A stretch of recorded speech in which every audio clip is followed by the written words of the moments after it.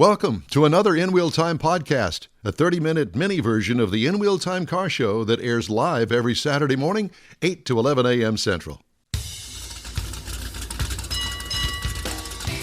It's the In Wheel Time car show, your weekly go-to all things automotive place. Howdy, along with Mike out of this world, Mars.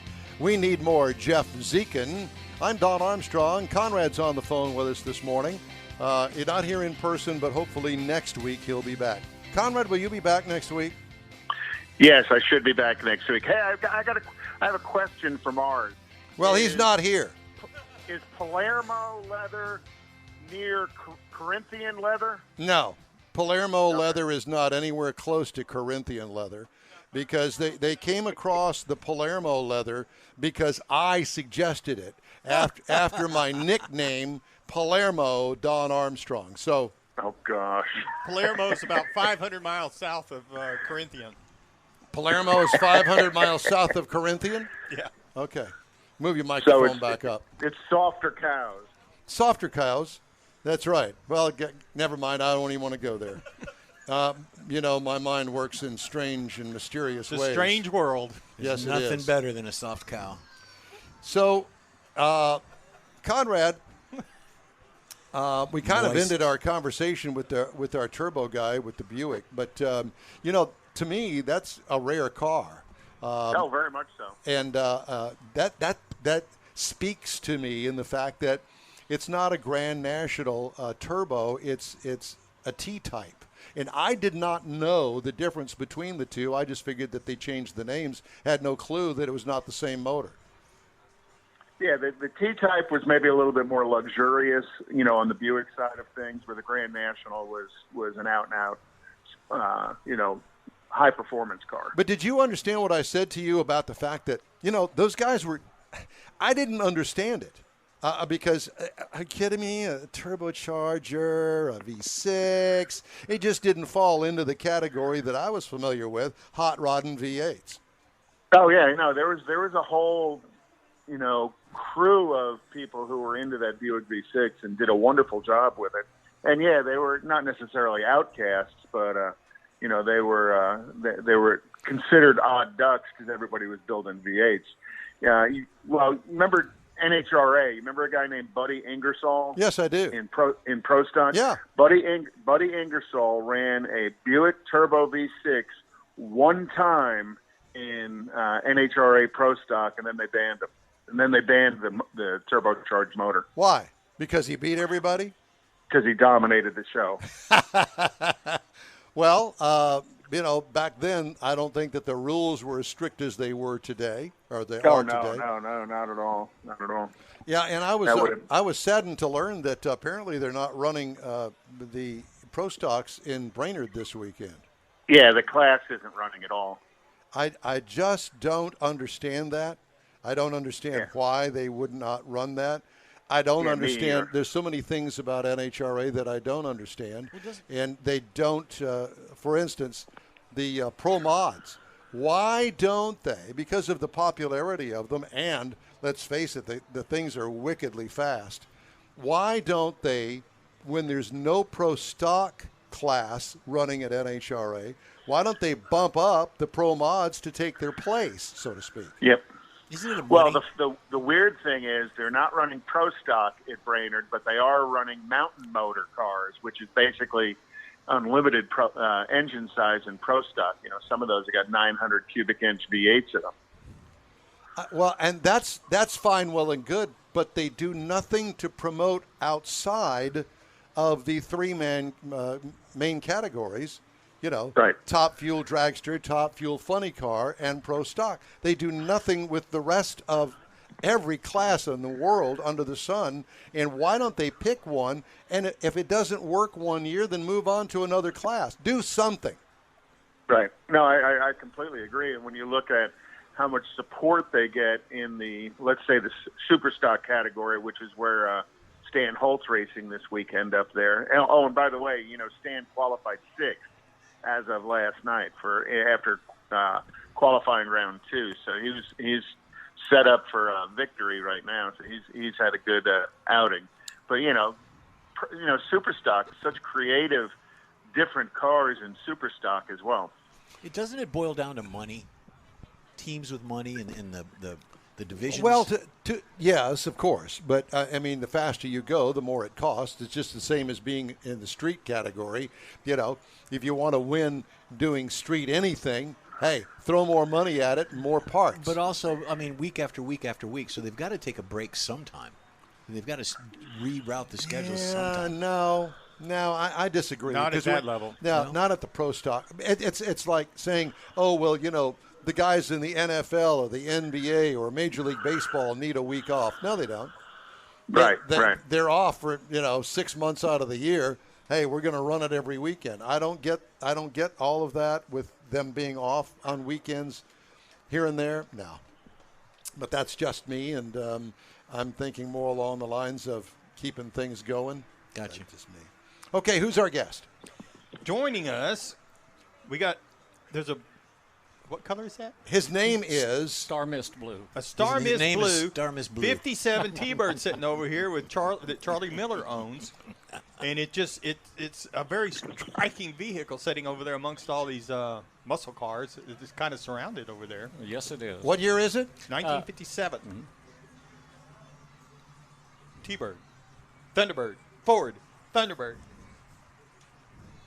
Charlie, why did you get into Thunderbirds? Have you always been a Thunderbird man? No, I really haven't. I do have several other cars, but this particular one I like to take out. It's really fun to drive. It's my go-to Sonic drive-in car. Yeah, there you go. It fits the motif there quite right? a bit. Yeah. But what's really interesting about it is how I got it. This was back in 2017 during the time of Hurricane Harvey. Oh, boy. I was looking for another car to, work on a project car. And I was going through the internet and came across this 57, the right color that I had wanted, the Star Mist Blue with the white top and the portholes and so forth. And I noticed this car for sale in Belleville, which isn't too far from here, which made a nice trip out of that if I was going to go. Unfortunately, the very next day, my wife and I had scheduled to have a party for my mother-in-law for her 90th birthday in San Antonio. Well, we had to leave early because of the heavy rains from Harvey, and so we made that trip to San Antonio but couldn't get back for 3 days. When I got back, I went back on the internet and looked up that car, and it was no longer posted. There was no information about it. It had been taken off. All the contact information was gone. But I did print out a picture of the car before I had ever left, just to have in my file there. And I began looking at the picture, trying to figure out where on earth could this be in Belleville. And there were Call the Belleville Police Department. They probably know. Actually, they would have known for sure. But what I did is I looked at it and I saw two things. One was a red building in the background with arches on it. And a funny-looking sign, which kind of reminded me of a Texas historical sign. Mm-hmm. And on the other picture, I noticed a yellow frame of a kind of a Victorian-style house. And I said, oh, wait a minute, maybe I can find out who this is. So I went ahead and went to the Texas historical road signs and put in Belleville, and there was only 11, I think, in Belleville. And I quickly came across the red building. Well, it was part of the municipal police department. Oh, my gosh, how funny. So anyway, I went ahead and wrote down that address, and I went on Google and did a map pin drop, did a 360 viewing of that location, and sure enough, I spotted the yellow-framed house at the corner of, two different streets. So in other words, you stalked this guy. Yeah, I stalked this guy. Uh-huh. Well, it gets worse than that. So after I located an address, I began looking it up, and there was no telephone. No contact information. Right. But I researched then historical home tours in Belleville, and I came across the mention of that address, but it had no longer been on a tour since about 2012. So I thought, well, I don't know if this is going to work, but there's a number here if you wanted to call to tour that home back from 2012. It's no longer shown as a listed number, but let me try that. So I called that phone number, and an elderly man answered the phone and said, who is this? And I told him who I was, and he said, well, how'd you get this number? And I kind of gave him a brief summary and said, I found it on a historical site deal. And he said, well, I just want to let you know, I haven't used this number in about 9 years. Oh, wow. And he said, it was my fax machine. But because of Hurricane Harvey, I lost my cell phone contact information. Well, it was meant for you to call that number and him to answer it. Exactly right. So he said I plugged in my old phone that I found into the fax machine, and this is the first call I've ever answered. Was it a Princess phone? It probably was. Did you tell him you were calling to get his warranty? That's right. His automobile needed a warranty update. But anyway, he said no, that he had taken his car off because his wife had passed away many years ago, and he Don't tell quit me using the phone. Don't tell me he was the original owner of the car. No, he wasn't. He was actually the third owner of the car. The car has a little bit of history with it, and I'll mention that in just a second. But anyway, he told me that, the car had been sold. And he said, it's still sitting here, though, and the guy's not making any phone calls back. He said, why don't you come out and look at it and see if you like the car? So I grabbed my wife, and she begrudgingly went with me and said, not another car. Well, anyway, we went there and sat down and met with him, and he turned out to be 88 years old. He was just trying to get rid of things around the house. He wanted to go ahead and, make it easy on the family. And he said, look, the guy's never contacted me anymore. I don't know what's happening, but if you want the car, we'll make a deal. So I went ahead and made a deal because I figured if it went to all this trouble to find him and he went to all this trouble to bring me out and to plug in his phone, it's the right thing to do. So I ended up buying the car and drove it home from Belleville. Wow. And it's original car. I've done a few little minor things to it, redid Original the brakes. motor. Does it have two roofs to it? It does have the two roofs. Yes, it does. Is it an E code? I wish it were. No, it's a D code, so it's got the 4-barrel carburetor on it. It is a 312 engine, 240 horsepower, the 3-speed automatic. That's a lot, man. Yeah, it is for today's standards. Absolutely. So anyway, that's kind of how it came to be. The car itself, he had bought it back like 20 years before. Has it got a 2-speed automatic in it? Actually, it may be a 2-speed. Yeah, because they had 2 and 3 speeds about that time frame.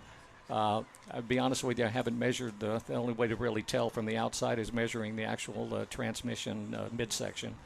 But I haven't done that yet. And but anyway, he said the car has a little bit of history to it, and I said, well, what kind of history is that? And he said, well, this car was in a movie with Jessica Alba and Mickey O'Rourke and Bruce Willis. And I'm going, what movie could that be? Well, then he told me what it was, and I said, oh no. What was it? Really? Well, it was called Sin City. I've seen I'm it. sure that when you told your wife that, she went, what? I think That's I've seen it. exactly what happened. Yeah. She said, oh no, not a car with a history like that. Sin City. Anyway, we brought the car home, and I tinker with it when I have a chance. But I retired several years ago, and she said, "Well, at least I know where you're at. You're in the garage. You're messing around with another car, and that's a good place to be." Yeah. You know what you need, Charlie? You need a vanity plate that says Sin City on it. That's what you need. I hadn't thought about that, Yeah, but you're I'm gonna have probably to go watch it. you're probably right. Yeah. Either that or just sin. Sin. There you go. Yeah, that's right. Well, she thinks I created one. Yeah, there's no doubt about it. So you have other cars. Yes, I do. What do you have? Well, I also have a 71 Super Beetle. Oh. That's the fun car just to drive around for the heck of it. I have a 88 DeLorean, and I have a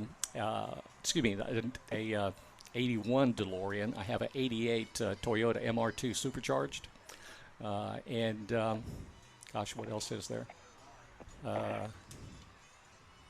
So when you This tinker, is embarrassing. When you tinker in Yeah. the garage, you really tinker. Yeah, I really do. He tinkers with his wants and needs of having cool cars. Well, I also got my sons involved, and one of my sons lives here closely. Blame it on them. Yeah. Does your wife tell you that? Yeah, a little bit. But now my daughter-in-law says, you got to work on all these cars. So I've worked on her Jaguar, which, believe me, I know all about Lucas Electronics now. Oh, I'm so sorry. Yes. Well, the DeLorean also has Lucas Electronics. Oh, great. Well, I should say had Lucas Electronics. I changed them all out. And You know, we have a changed that. connection with DeLorean.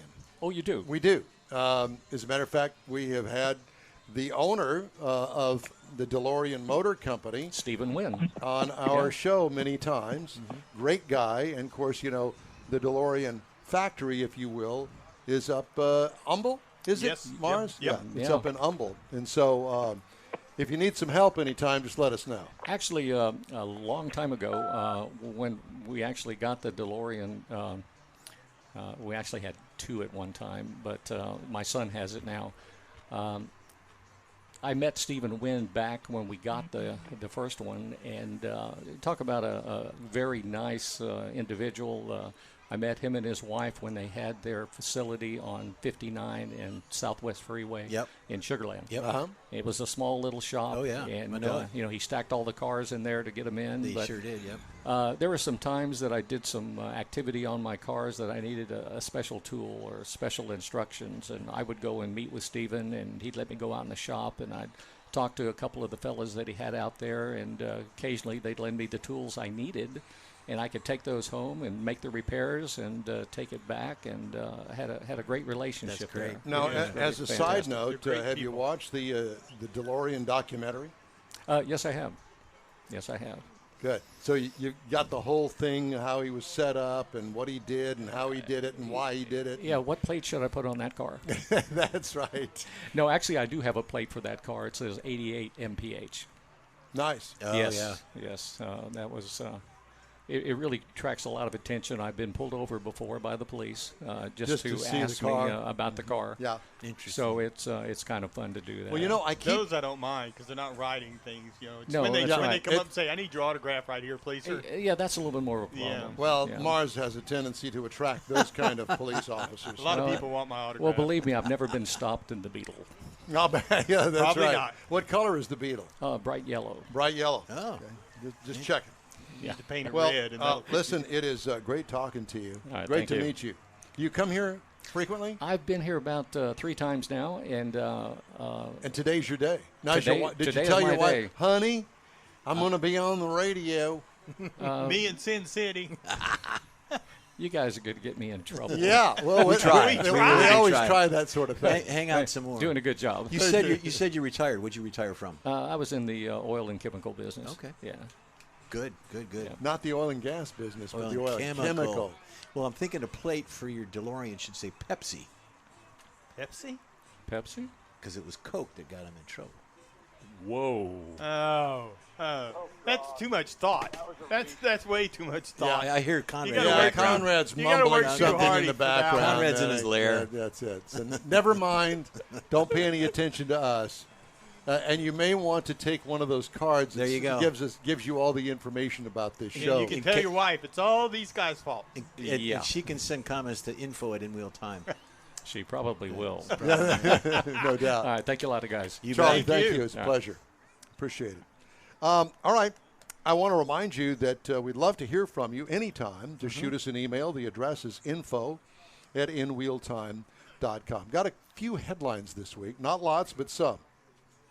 Stellantis. Again. Sometime we're talking about things like, Chrysler Corporation. Anyway, they're recalling 212,373.1 Rams from 2015 to the 2020 model years because inflator end caps in the vehicle's airbags can detach or the inflator sidewall may rupture. Probably more information that you really needed to know. In either situation, compressed gas can escape, which might send the end cap or other parts flying into the vehicle interior and cause an injury or crash, according to documents filed with NHTSA. Recall covers certain 2015 to 20 Ram 1500 Classic, 15 to 16 Ram 3500, Ram 2500, and 2016 Ram 3500 cab chassis vehicles. That about covers it.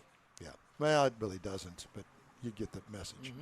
Other recalls include Infiniti from the 2021 model year. Rear view camera image may not display. Can you turn him off? Thank you. Him who? That would be Conrad. He's fumbling over there. Seatbelt locking retractor malfunction on the Bentley Bentayga. I know that we've got a lot of listeners that really are into the Bentayga 2020 I've been worried model. about mine. Pretty much every 2021 model of the Audi is being recalled because the seatbelt locking retractor is malfunctioning. Seatbelt locking retractor malfunction on the Porsche from the 2021 model year. Cadillac CT4, CT5, roof rail side airbags may not deploy properly. Jeff. Tire tread separation in the Chevy Equinox and the GMC Terrain from 2021 to 22. Volkswagen Taos 2022. Volkswagen Atlas 2021 model year. Damaged relays in the fuse box may cause a thermal event. Oh. Toyota Yaris, fine automobile there. Being recalled from the 19 to 20 model years for the fuel pump because it may fail and the engine may stall. Hyundai Accent, Azera, Sonata, and Sonata Hybrid from 2016 to the 2020 model years. Emergency trunk release may fail. So next time we take you to the drive-in movie, keep that in mind. May not get out. And same thing for the Kia Forte and Rio. Fine automobile, the Rio. Fuel delivery module may leak in the 2021 and 2022 Bronco Sports, the Ford Escape, and the Lincoln Corsair. That could be And a problem. loose rear wheel studs, not nuts, but studs, may cause wheel detachment in the Polaris Slingshot. Those things that I absolutely despise. Have you ever driven one? No, I haven't, and I I will drove one, not find me and ever in one of those. You ought to try it. Unless it's wrapped around a pole and I decide It's that I very want to commit easy. suicide. It's very easy to get there and do that. I'm telling you. Well, you live on the beach, so you probably see those all the time down there. No. I drove one in Dallas. I and, like the ones that have all the lights all over them that run around at night and pass me doing 100 miles an hour while I'm on the tollway doing the slow 70. lane, yeah. You're over in the slow lane. You're probably the guy in the $50 lane doing 70. That's me. And everybody else is doing 100 over in the slow lane. Well, that's me. that's the Polaris things. You know, and while I'm at it, is this the complaint department? Yes, it May I is. complain? Absolutely. No, So I'm coming home from work complaints the other to night, info@inwheeltime.com. and I have to tell you that I'm running down the tollway. Now, typically I'll set the cruise control at 73 miles an hour, just right under the 10. 10 over Yep. limit. Okay? Now, I understand that I'm kind of slow these days because most people are doing 80. Kinda. We've got an officer right here. Here who might wanna come take notes on it. he's taking notes. And here come this pack, this bevy of Harleys. Bunch of old white guys doing like 90. Do you know how stupid that looks to me? You know, did they have red and yellow They had badging on the no, back? No, I don't know what it was. They had some sort of a, Club. running their colors thing. And I just wanted to say to you guys, really stupid. Just stupid. Did they have their ape hangers and? I had all sorts of different things. But if that's your thing, my good buddy Rob Geiger is in some sort of Harley club. Okay, well, good luck to you. Not my cup of tea. Okay. Just saying. I understand. I haven't found a motorcycle I can't wreck. Really? Ask Conrad about motorcycles. I'm telling you. Yep. All right, time to take a quick break here on the In Wheel Time program. We appreciate you hanging on with us. Thank you very much for being with us, and we'll be back after these brief messages. Houstonian-owned Bayway Chrysler Dodge Jeep Ram has the most sought-after models in the Houston area today. When you're in the market for a new or used vehicle, you now have a place to go. General Manager Lincoln Stahl guarantees Bayway will beat any competitor's written price on the new vehicle you choose or pay you $1,000. Bayway Chrysler Dodge Jeep Ram is easy to get to on Highway 225 near Beltway 8 in Pasadena. Whether it's online or in person, you're welcome like one of the family. Bayway Chrysler Dodge Jeep Ram.com. Tailpipes and Tacos, Houston's premier monthly car cruise-in, returns Saturday, August 21st at 2 Loopy Tortilla Mexican restaurants in Katy and inside the Loop on the Southwest Freeway near Kirby. Tailpipes and Tacos is free and everyone is invited. You'll see collector cars, hot rods, customs, magnificent originals, and resto mods at 2 locations. Cars from all over Southeast Texas cruise in and show off in a friends and family event at the Loopy Tortilla Mexican Restaurant on the Grand Parkway at Kingsland Boulevard just south of I-10 in Katy, and inside the Loop on the Southwest Freeway near Kirby. Drag racer, car enthusiast, and Loopy founder Stan Holt brings you Houston's hottest cruise in. Tailpipes and Tacos at Loopy's inside the Loop on the Southwest Freeway in Kirby, and in Katy on the Grand Parkway just south of I-10, where you'll see the In Real Time Car Show. Get your ride ready and we'll see you at the Tailpipes and Tacos Saturday morning cruise-in at Loopy's in Katy and Kirby, August 21st, 8 to 11 a.m., weather permitting. Gulf Coast Auto Shield has moved to a more convenient location. Now you can visit John Gray and his staff of dedicated professionals at their new shop on the South Sam Houston Parkway between Belford and Airport in Southwest Houston. Gulf Coast Auto Shield is the best at paint correction and ceramic coatings. Clear bras and custom wraps are specialties that only Gulf Coast Auto Shield installs with award-winning accuracy, and all their services come with a warranty. Lamborghini, Aston Martin, Porsche, and Ferrari owners depend on Gulf Coast Auto Shield for their specialty services, and you should too. The In-Wheel Time Corvette and Cutlass have both been massaged by Gulf Coast Auto Shield, so isn't it time your vehicle visit their new shop in Southwest Houston? Call John Gray today at 832-930-5655 or visit online at gcautoshield.com. That's gcautoshield.com. Paint, coatings, wraps, and more at gcautoshield.com. That's it for this podcast episode of the In-Wheel Time Car Show. I'm Don Armstrong, inviting you to join us for our live show every Saturday morning, 8 to 11 a.m. Central on Facebook, YouTube, Twitch, and our InWheelTime.com website. Podcasts are available on Apple Podcasts, Spotify, Stitcher, iHeart Podcast, Podcast Addict, TuneIn, Pandora, and Amazon Music. Keep listening, and we'll see you soon.